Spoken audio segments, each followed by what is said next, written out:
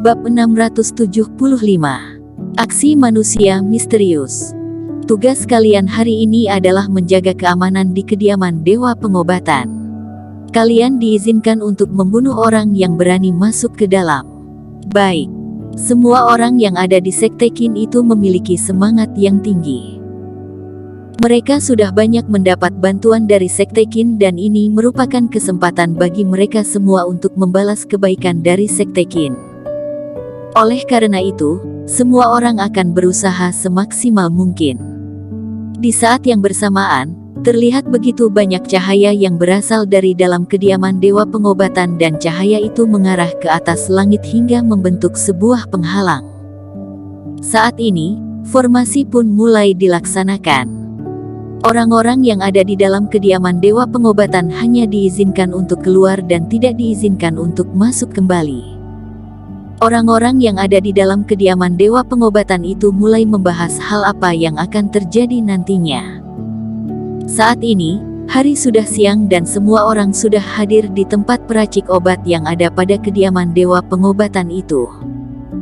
Ketua, Amy, Davison, Dayton dan beberapa orang lainnya telah berkumpul di tempat yang sama.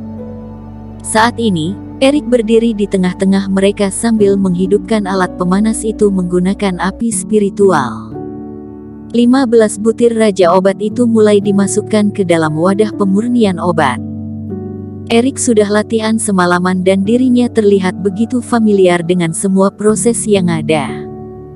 Navia merasa sedikit terkejut dan terus menganggukkan kepalanya. Dia merasa begitu kagum dan puas akan kemampuan yang dimiliki oleh Eric.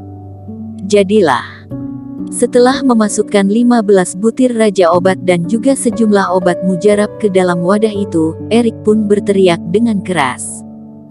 Penutup wadah itu pun terjatuh dan menutup wadah itu dengan rapat.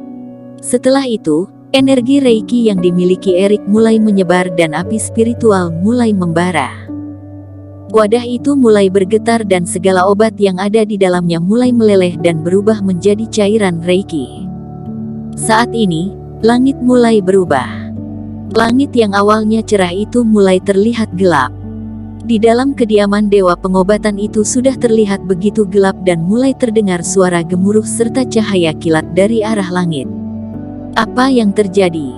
Semua orang yang ada di tempat itu mulai menatap ke arah langit. Apakah ada orang yang ingin melakukan malapetakan di tempat ini? Malapetaka ini bukanlah berasal dari manusia, melainkan berasal dari pil tersebut, kata seorang senior peracik obat dengan wajah yang memerah. Malapetaka yang berasal dari pil. Semua peracik obat yang ada di tempat itu merasa terkejut. Jika proses pemurnian itu berhasil, maka akan muncul sebuah pil di atas langit sebagai tanda selamat kepada peracik obat tersebut. Namun jika proses pemurnian ini gagal, maka yang datang bukanlah ucapan selamat, melainkan malapetaka dari pil tersebut. Pil reinkarnasi 9 roh ini mampu memulihkan kultivasi pada tubuh seseorang dalam waktu yang singkat. Ini bukanlah merupakan tindakan biasa, melainkan sebuah tindakan yang melanggar hukum alam. Bebrak. Suara gemuruh terdengar begitu jelas. Eric tetap bersikap fokus kepada wadah yang berisi obat itu dan setelah beberapa saat, Eric kembali berteriak dan api spiritual kembali membara. Api spiritual itu mulai menyelimuti wadah obat itu dan getaran pada wadah itu semakin kuat hingga terdengar sebuah suara yang keras. Wadah itu tiba-tiba meledak dan sebuah pil mujarab berwarna emas pun terbang tinggi ke atas langit. Saat ini, awan-awan gelap itu pun segera berpindah ke arah pil emas tersebut. Eric lalu mendengus dan terbang ke arah langit. Dia lalu mendaratkan tinjuannya di atas awan gelap tersebut. Tinjuan itu membuat awan-awan gelap itu hancur berkeping-keping dan Eric menggunakan jurus tinju sage untuk menghancurkan 9 tahapan petir yang ada. Akhirnya, awan serta petir yang ada pada langit itu perlahan menghilang dan malapetakan ini pun berakhir. Eric segera meraih pil reinkarnasi 9 roh yang ada di tengah udara itu. Ibu, kata Eric sambil menatap ke arah Amy. Obat yang telah berhasil diracik ini harus segera dikonsumsi agar efek dari obat ini tidak berkurang. Amy pun langsung menelan pil tersebut dengan tanpa ragu. Setelah itu, Amy pun duduk di tengah-tengah mereka. Eric berjalan mundur beberapa langkah sambil mengamati perubahan pada ibunya. Semua orang menatap Amy dengan tatapan yang panik.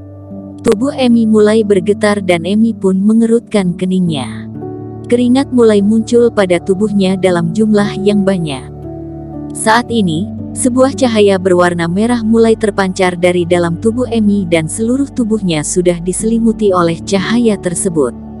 Aura yang ada pada tubuhnya juga mulai berubah. Berhasil. Eric mengerutkan keningnya dan ia bisa merasakan peningkatan energi pada tubuh ibunya. Mulai dari manusia biasa meningkat menjadi pejuang master, Grandmaster, Superior Master hingga mencapai Grand Superior Master. Beberapa orang lainnya tersenyum setelah mereka mulai merasakan energi yang terpancar dari dalam tubuh Amy.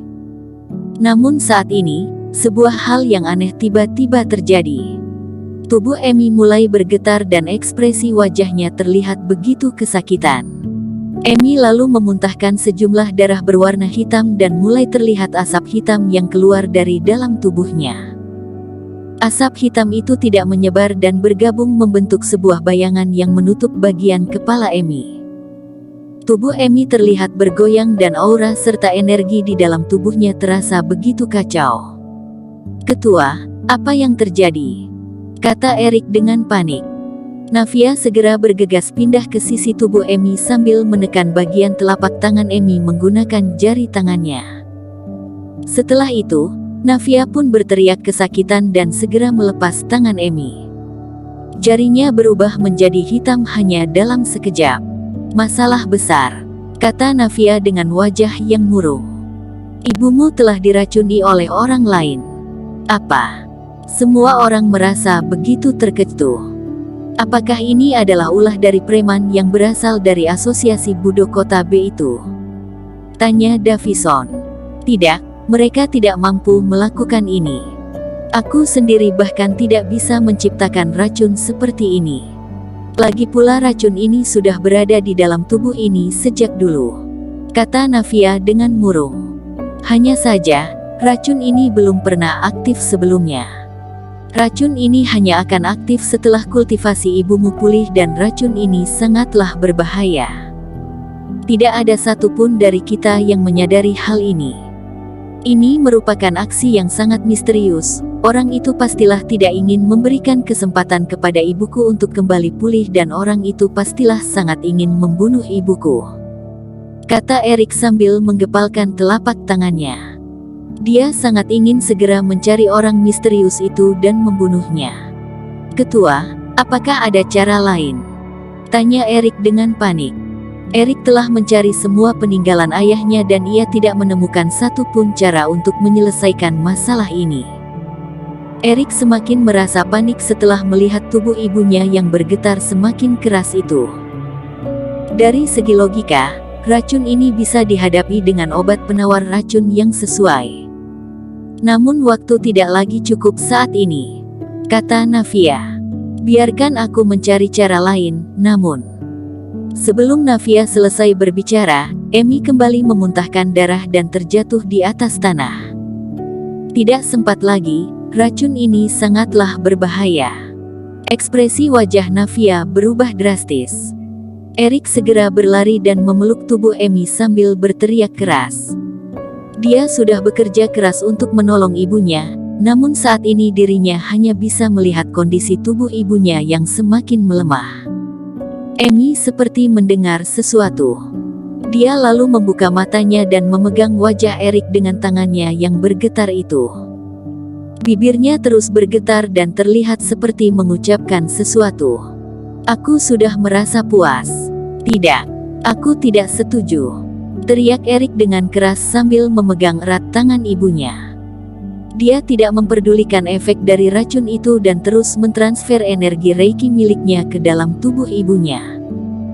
Eric membantu ibunya untuk menahan sebagian rasa sakit yang disebabkan oleh racun ini.